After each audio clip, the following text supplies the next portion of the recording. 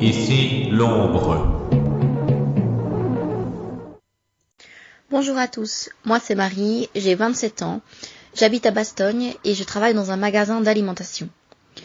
Alors moi j'ai commencé à travailler plus ou moins un mois avant le confinement dans ce fameux magasin d'alimentation. Donc j'ai vraiment vu la période de transition entre les deux, c'est-à-dire que le premier mois le boulot était normal, on va dire. Et puis quand le confinement a commencé, là beaucoup de choses ont changé. La grosse vague où les gens ont fait le réserve, ça a vraiment été un moment très très difficile à vivre. C'est-à-dire que d'un coup on a eu énormément de clients qui sont venus pour faire des réserves. Dès qu'on a commencé à parler du coronavirus, les gens ont eu peur et ils sont venus acheter en grande quantité. Alors ça a eu comme effet qu'on a eu beaucoup plus de boulot, mais avec des horaires équivalents. Il n'y a pas eu plus de caissières embauchées, il n'y a pas eu plus d'aide, mais on avait 3 fois plus de boulot à faire. Donc il a fallu courir, mais quand je dis courir, c'est vraiment courir dans le magasin.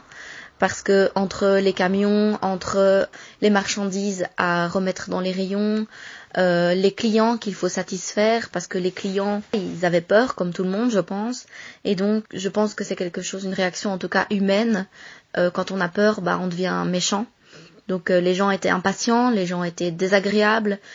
Beaucoup de personnes aussi qui ont peur de se déplacer, donc qui téléphonent à l'avance pour savoir si on a tel ou tel produit dans le rayon. Donc il faut aller courir dans le rayon pour voir si on a le produit. Et tout ça fait qu'on a travaillé beaucoup plus dans les mêmes horaires et tout ça avec beaucoup plus de stress. Un autre point négatif du confinement, ça a été la perte d'argent que j'ai subie, puisque je ne travaille pas à temps plein, donc j'ai droit à un complément de chômage. Malheureusement, avec tout ce qui se passe, tous les dossiers à traiter, je sais que c'est difficile pour tout le monde et que tout le monde doit apprendre à travailler dans des conditions différentes. Mais voilà, j'ai eu un souci avec la FGTB. Les délais n'ont pas été augmentés pour remettre les dossiers.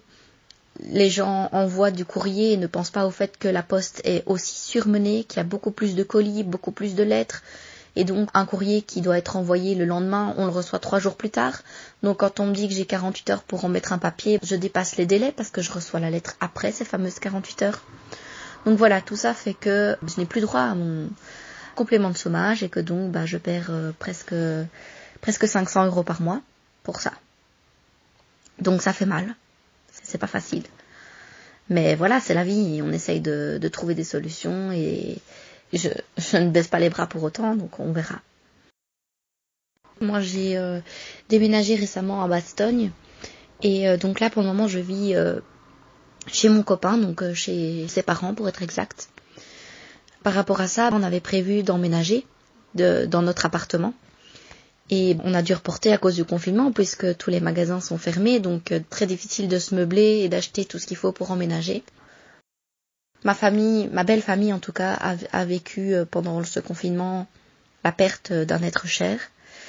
On a dû vivre ça avec les règles du confinement, c'est-à-dire qu'on ne pouvait pas se toucher, on devait porter un masque, des gants. Les visites étaient limitées au strict minimum seulement avec les personnes de la famille. Donc c'était une personne qui avait énormément de connaissances, énormément d'amis. Je pense que si son décès s'était passé pendant une période hors confinement, on aurait pu remplir 2 églises. Mais là, on a pu faire venir que la famille. Alors, justement, le deuil, c'est très difficile à faire en temps normal. Mais alors là, avec le confinement, on peut pas prendre ses proches dans les bras. On peut pas se consoler. On peut pas se dire, allez, on va manger au restaurant pour se changer les idées. Ou on va sortir, faire un tour. Non, on ne peut pas. On n'a pas le droit. Donc, on vit le deuil de façon beaucoup plus brutale. D'autant plus que c'est peut-être pas une perte due au coronavirus, mais la personne qui est décédée avait des problèmes cardiaques et elle aurait dû aller voir un spécialiste 1 semaine avant son décès. Et le rendez-vous chez le cardiologue a été reporté à cause du coronavirus, bien sûr. Donc évidemment, ce qu'on pense tous, c'est que peut-être si on avait été, cette personne ne serait pas décédée. Donc ça reste quelque chose de très difficile à vivre, je pense.